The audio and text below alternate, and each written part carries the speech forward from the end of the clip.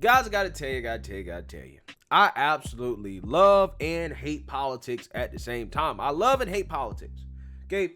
The reason why I love politics is situations like this. The strategic aspect of pushing legislation. Okay? The game within the game. I love analyzing the game within the game. And when it comes to the negotiations regarding this bipartisan infrastructure package, the game within the game is truly fascinating, okay? As you have the moderate Democrats and the Republicans, right? Some Republicans, the bipartisan Republicans, the McConnells, the Romneys, okay? Basically the anti-Trump Republicans coming together and going forward with bipartisan legislation, right? They want to have a $1.2 trillion package. They say it's spent only on infrastructure, okay? However, that idea has come under attack from those on the right, okay, as well as those on the left. Those on the right are saying, listen, some of this includes some pork, okay? It's not all being spent on infrastructure, and these Republicans, these so-called bipartisan Republicans, they're just caving in to Biden, okay?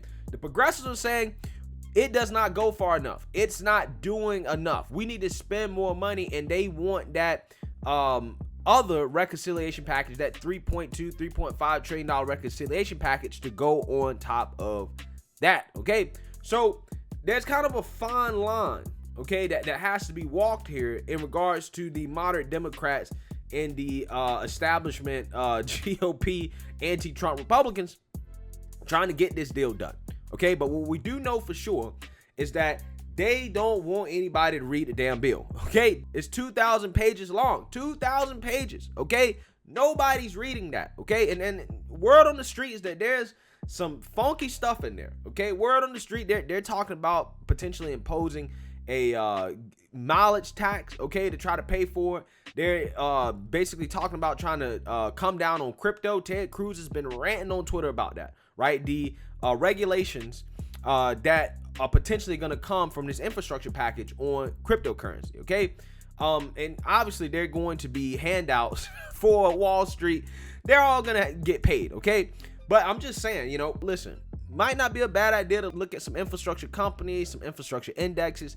I'm just saying, I feel like I said this a long time ago, just in case it passes, okay? Just in case it passes. So like I said, a lot of people on the right are not necessarily happy with this, right? And one of the people on the right that's not happy with this is former President Donald Trump, okay?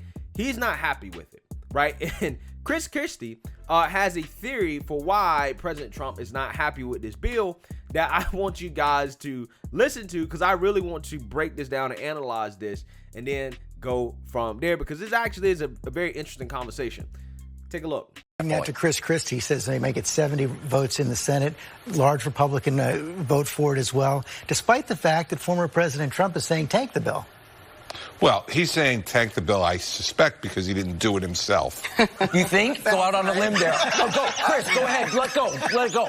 Yeah, go ahead out on a limb on this one. Wait a second, breaking news. I have known him for 20 years, and I think I have a little insight. Look. We know him for 4 and we 3.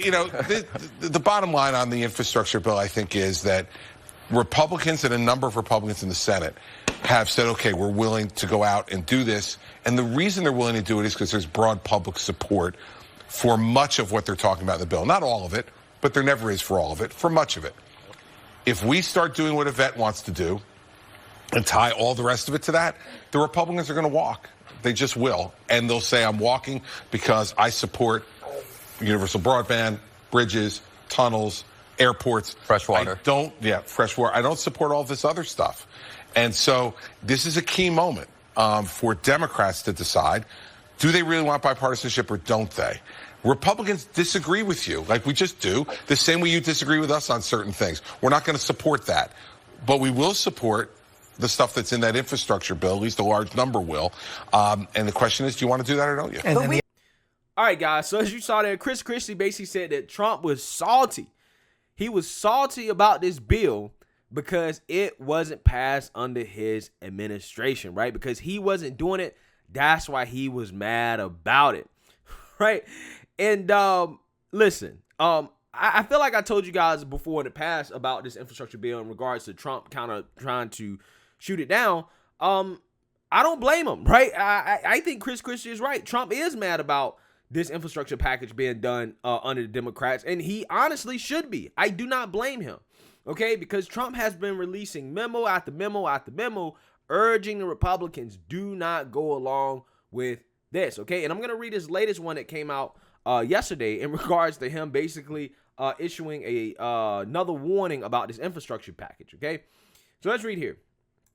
Quote, "This is not an infrastructure bill. This is the beginning of the Green New Deal." I'm assuming he's referencing how the Democrats are going to pass the $3.5 trillion climate families reconciliation thing that the Democrats have in the House. The bill I proposed, which Mitch McConnell couldn't do anything with, was pure infrastructure.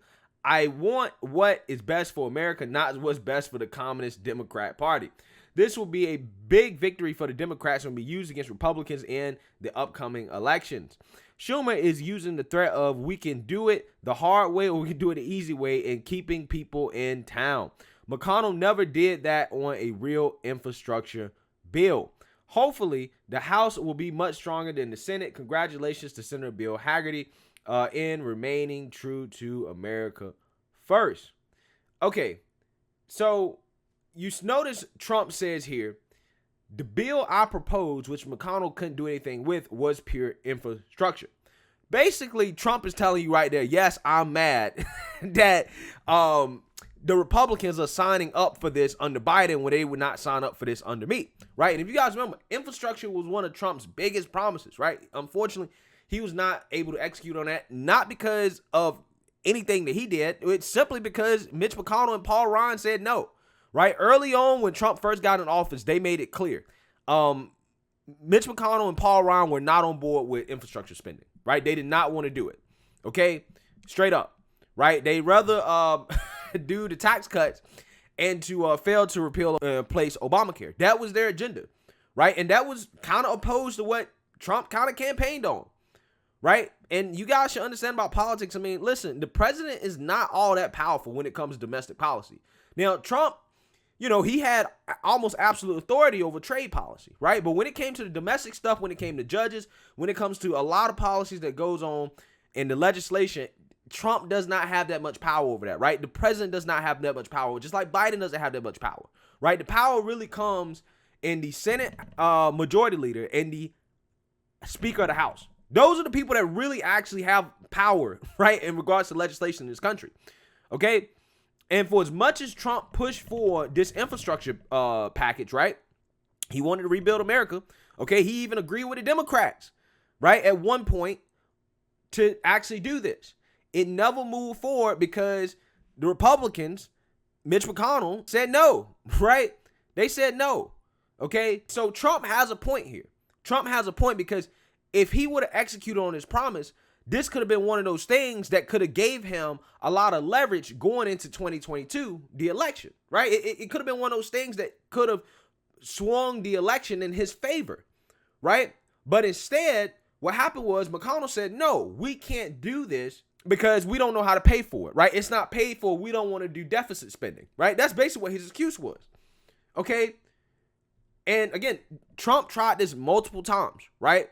Early on in his administration, okay, when the Democrats took the majority in the House, and then he tried it again last year during the pandemic, right? He basically tried to pass a $1 trillion, right, infrastructure package, right? McConnell said no because he wanted to only focus on things directly related to the pandemic. That's literally what happened, right? Now, all of a sudden, Biden's in office, and we just spent $6.6 trillion last year, guys. We had a $3 trillion deficit. Now, all of a sudden, all this is going out the window for McConnell. All of a sudden, McConnell's not that concerned about the fact that this infrastructure package is not paid for. Now, they say it's paid for, but the Congressional Budget Office says something different. The Congressional Budget Office, I believe, says it's going to create a $250 billion plus deficit. So now all of a sudden, why is it that you want to do this under Biden, but you didn't want to do it under Trump? When if you done it under Trump, that would have been a W for Trump and the Republicans, because, I mean, this is bipartisan, right? Like, people do want an upgrade on infrastructure, right? Both sides want that, okay? But they want it to be infrastructure. And the Republicans had all the leverage in the world to do it and to get it done, but yet they didn't. And they waited until the Democrats got the majority in the House and the Senate to now all of a sudden want to do this. Again, it makes no sense. And this is why I understand why Trump is pissed off, right? I understand why Trump is like, bro, what? Right? We had an opportunity to do this under me. This was a major campaign promise and you didn't want to do it. Now you want to do it under Biden. And Trump is not saying don't do it. He's saying, listen, let's wait till we have more leverage. Let's wait till after 2022, right? Because I do believe that Republicans will win in 2022. And at that point, they will have more leverage. So at that point, they can take more credit for what's being done. And they can also make sure the money is actually being spent where it should be spent in regards to infrastructure. Okay? They have more leverage over what goes into the bill. So Trump's saying, listen, wait. There's no rush to do this right now. Doing it right now literally is just a win for the Democrats. That's all it is. But what I believe what's going on, guys, is that Mitch McConnell is sending a message to Trump. This is how bad Mitch McConnell hates Trump, right? Mitch McConnell is not the type of dude that'll sign up for something like this, right? He obviously, I don't think he really wants it. However, I think he's doing it purely to show Trump that he does not have power over legislation, right? Remember what I told you guys about the king versus kingmaker dynamic, right? Trump obviously is king. He has influence because the base is behind him. However, McConnell controls a majority of the money, right? And a majority of the legislation, okay? He is politically connected to the power of Washington, D.C., right? And that in and of itself makes McConnell the ultimate kingmaker in the Republican Party. It is what it is, okay? So there's a power struggle between Trump and McConnell. And McConnell understands that.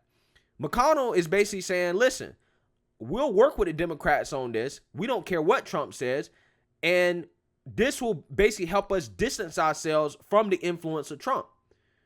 Okay, because Trump is now threatening to primary any Republican that votes for this. Why is he doing that? Because the reason why he knows that this is a W for the Democrats and the Republicans doing this, right, despite his opposition, basically is a sign that, okay, they're trying to move away from him. Okay, they're trying to move away from his influence.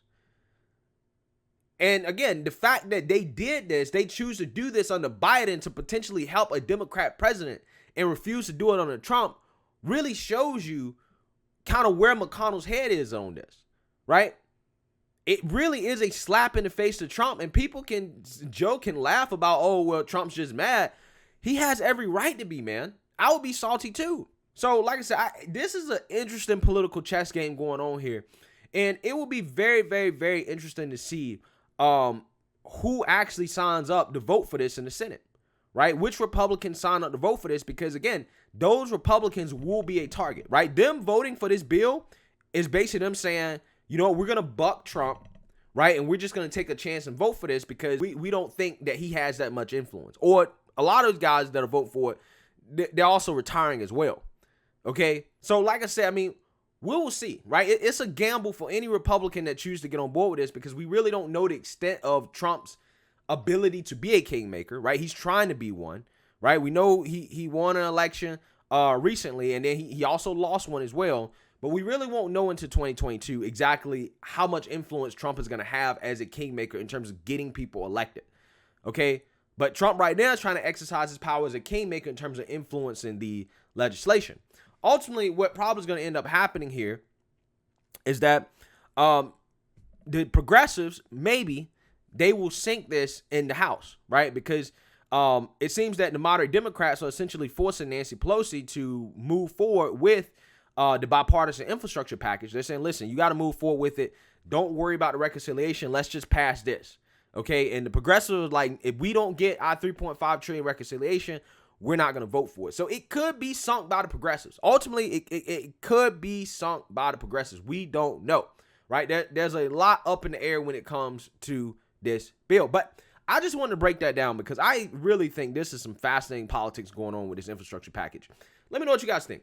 Make sure you like, comment, and subscribe. Most importantly, share a Black conservative perspective. Peace.